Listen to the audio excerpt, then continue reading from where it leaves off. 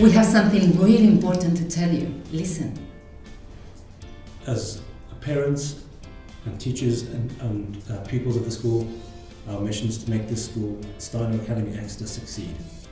We're here to talk to Paul today so we can all share our passion for why we believe this is a great place for children to come and learn.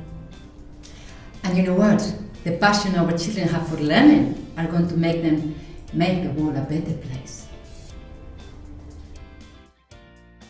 My little boy's 4, he's just started his journey in education.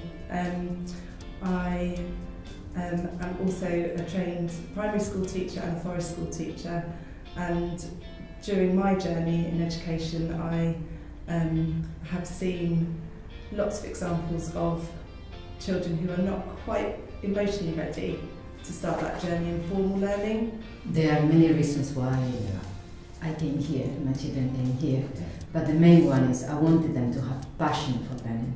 I think passion for learning is just vital. I didn't do that well in school, but I became an engineer thereafter, and I wanted my children to realise their potential quicker than I did. Because if I had realised this sort of education, Steiner education from a young age, I would have got to where I wanted to be a lot quicker. How do you feel that this school does that? It's through balance, through play. You know, the greatest engineers and artists and geniuses out there all discover things through play. You're preparing the ground for children to find something that will then engage them. Engagement is the heart of education, and what you were talking about, passion. If you, as a teacher, can offer an experience where there's a spark for a child, that's the starting point. How on earth, if my children are going to school to learn, and they're coming out covered in mud, how is that going to benefit them?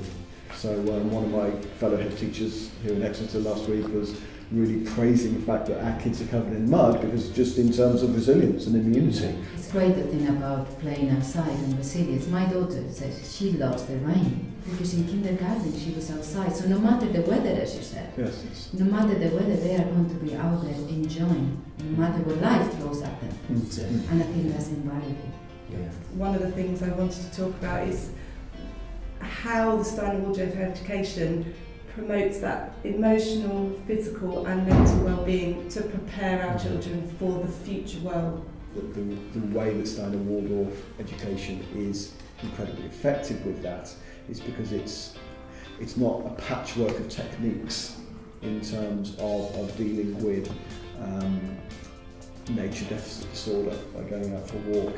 It's not by numeracy development, by developing motor skills. It's actually an integrated approach that is, at its very core, balancing the creative, the active and the academic.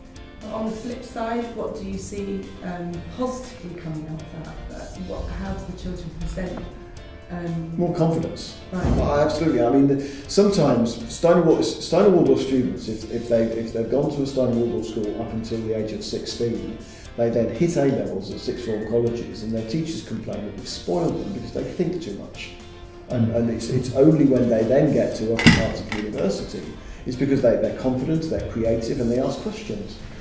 Well, one of the things that I really love about Steiner is the fact that students have this strong center, and they have the sense of self-worth and perseverance and then self-love. So I think the fact that our students start from a place of this is who I am, this is why I'm valued, I'm unique, and I don't have to start trying to be someone else. That's priceless. Then one of the things that I think the school is doing brilliantly in preparing our children for an unknown future is that again they have this sense of resilience, change. They can think outside the box and they're playful and curious. So no matter what life is going to throw at them, they are going to be able to deal with that. The Steiner Waldorf education in the UK is far more in line with European standards and protocols. So the tendency in Europe, and particularly Finland and Scandinavia, is to delay the formal teaching of literacy and numeracy until the age of 7. From the age of 7, there is typically a slow burn that happens, where by the age of 16, 16 at the very, very latest, they've reached the same level as their peers in equivalent educational models. And the results in Progress 8 for Steiner Academy Hereford really bear this out. I instill in my children that making mistakes is okay, and I know that Steiner Education does that on a daily basis through all their learning, that mistakes allow us to learn, that they're okay, and that failure is okay as long as we learn from it and we move forward, and it helps us to grow. I always thought that you're either artistic or you're logical or technical, and when the two intermingle, you can get the most amazing, powerful results. And the greatest designers and whatever, artists and engineers in the world that have ever existed have had this beautiful balance, like Da Vinci. You know, who's the perfect example of someone who had all of that.